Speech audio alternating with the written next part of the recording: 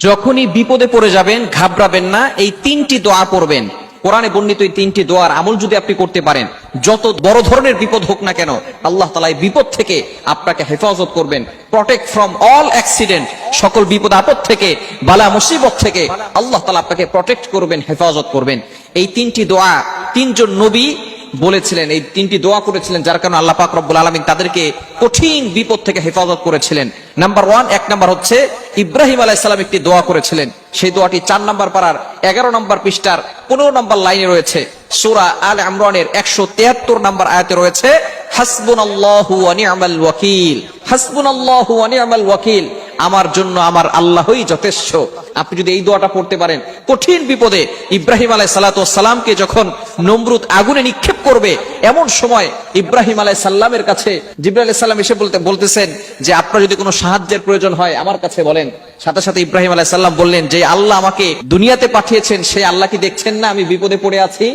জিবরাইল আলাইহিস সালাম বলতেছেন হ্যাঁ দেখতেছেন। তখন ইব্রাহিম আলাইহিস সালাম বললেন, সেই আল্লাহ যদি চান আমি মারা যাই, আমি আল্লাহর জন্য একবার দুইবার নয় লক্ষবার এই আগুনে ঝাঁপ দিতে প্রস্তুত রয়েছি।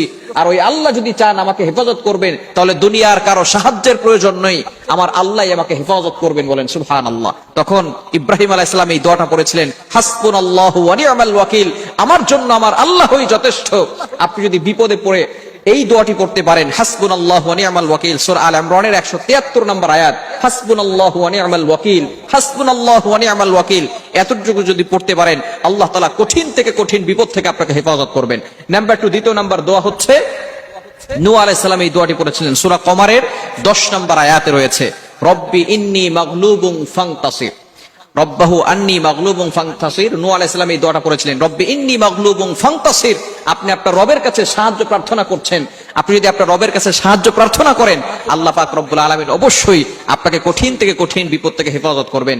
নূহ আলাইহিস সালাম 950 বছর দাওয়াত দিয়েছিল, মাত্র 80 থেকে 82 জন মানুষ দিনটাকে কবুল করে নিয়েছে, বাকি কেউ এই দিনকে কবুল করে নেয় নাই। ফাইনালি নূহ আলাইহিস সালাম আল্লাহর কাছে দোয়া করেছিলেন এবং বিশাল প্লাবন হয়েছিল, এগুলো আমরা অনেকেই জানি, এই ঘটনা বলবো না। আল্লাহ পাক রব্বুল আলামিন নূহ আলাইহিস সালামকে হেফাজত করেছিলেন। আল্লাহ পাক রব্বুল আলামিনের কাছে নূহ আলাইহিস সালাম এই দোয়াটা করেছিলেন, এইজন্য এই দোয়াটা পড়বেন, রব্বি ইন্নী মাগলুবুন ফান্তাসির। এবং তৃতীয় নাম্বার হচ্ছে আইয়ুব আলাইহিস সালাম যে দোয়াটি পড়েছিলেন, রব্বি আন্নী মাসসানিয়াদ দুররু ওয়া আনতা আরহামুর রাহিমিন, এই দোয়াটা পড়বেন। আইয়ুব আলাইহিস সালাতু ওয়াস সালাম 18 বছর ধরে অসুস্থ হয়ে পড়েছিলেন, কঠিন বিপদ তার ভিতরে চলে এসেছিল।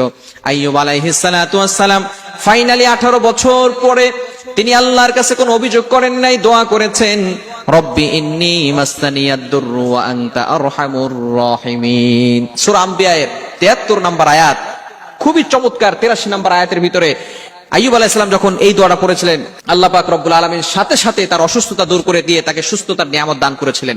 সুতরাং কঠিন বিপদে পড়লে এই তিনটি দোয়া পড়বেন, হাসবুনাল্লাহু ওয়া নি'মাল ওয়াকিল, রব্বি ইন্নী মাগলুবুন ফান্তাসির এবং রব্বি আন্নী মাসসানিয়াদ দুররু ওয়া আনতা আরহামুর রাহিমিন।